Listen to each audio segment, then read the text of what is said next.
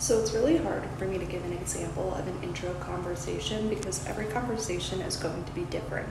Something that comes from experience that you will learn as you go is how to approach subs, what type of approach you need to take, and you'll be able to figure out what type of submissive they are much quicker.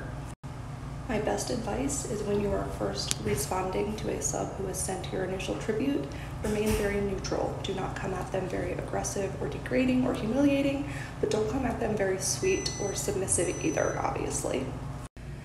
Normally, after they've sent my initial tribute, I let them know that they are allowed to tell me what inspired them to reach out to me, and from there, that dictates the way the conversation goes.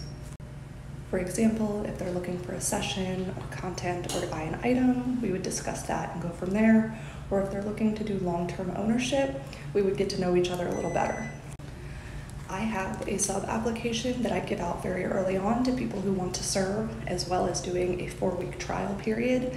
And in that application, I ask a lot of pertinent questions, like what type of domination they're into, like different niches within Findom, and from there it's easier for me to gauge.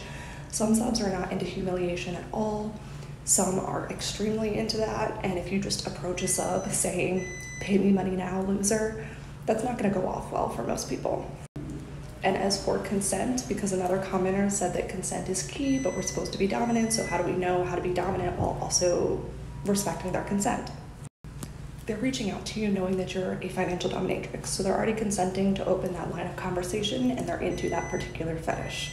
What you need to find out from there is their hard limits, but in an initial conversation, it's very light and casual, just getting to know each other, fairly neutral, so you're not going to be doing anything extreme or crossing any lines. At the point where you start a session or they want to be owned long-term, you would discuss hard limits and boundaries before getting into that type of conversation.